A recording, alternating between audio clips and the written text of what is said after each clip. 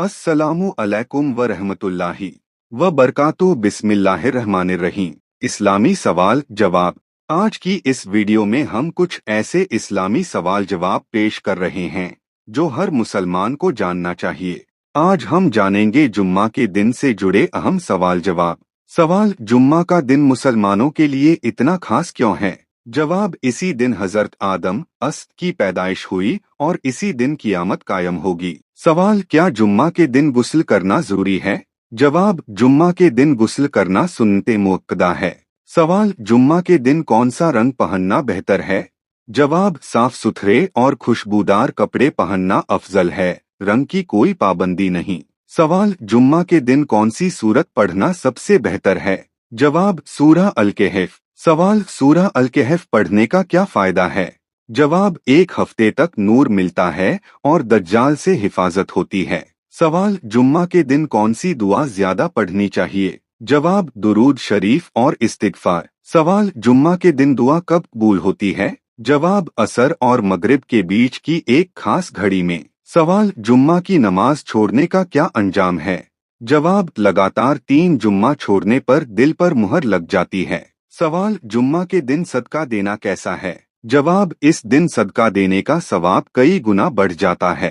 सवाल: जुम्मा के दिन मस्जिद जल्दी जाना कैसा अमल है? जवाब: बहुत बड़ी फजीलत वाला अमल है। सवाल: जुम्मा के दिन खुशबू लगाना कैसा है? जवाब: सुन्नत है और सवाब का जरिया है। सवाल: क्या जुम्मा के दिन नाखून काट सकते हैं? जवाब: जी हाँ, बिल्कुल जायज है।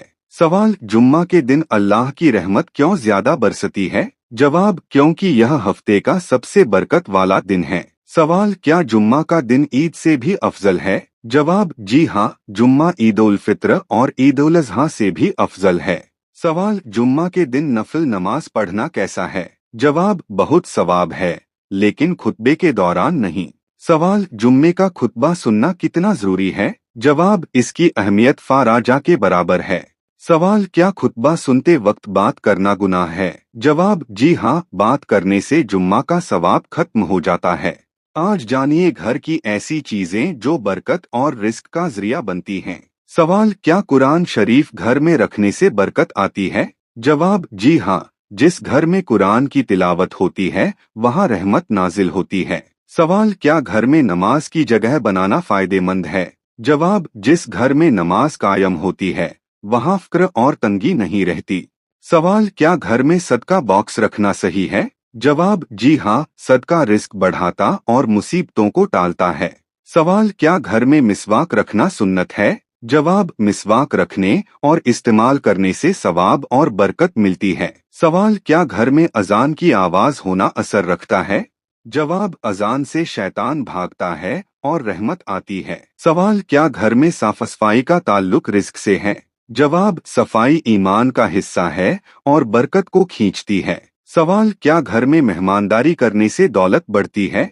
जवाब: मेहमान अल्लाह की रहमत लेकर आते हैं। सवाल: क्या घर में झूठी सम और लड़ाई नुकसान देती है? जवाब: इससे बरकत उठ जाती है और तंगी आती है। सवाल: कौन सा जिक्र घर की फकीरी दूर करता है? जवाब: अस्तगफिरुल्लाह की कसरत। सवाल: सबसे बड़ी दौलत क्या है? जवाब: हलाल रिस्क और अल्लाह की रजा।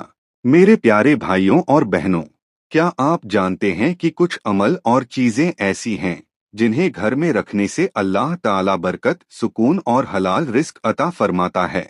इस वीडियो में हमने बताया है कि घर में कुरान की तिलावत, नमाज का एहतिमाम, सदका देने की आदत, अच्छा अखलाक और सफाई और अल्लाह का जिक्र कैसे इंसान की जिंदगी में तंगी को दूर कर देता है। याद रखिए, असली दौलत सिर्फ पैसा नहीं बल्कि दिल का सुकून, घर की बरकत और हलाल रिस्क है। अगर आपको यह वीडियो पसंद आए तो लाइक करें, शेयर करें, चैनल को सब्सक्राइब करें ताकि और भी ऐसे ही ईमान बढ़ाने वाले और जिंदगी सुधारने वाले वीडियो आप तक पहुंचते रहें। अल्लाह हम सबके घरों में रहमत और बरकत अता फरमाए। आमीन।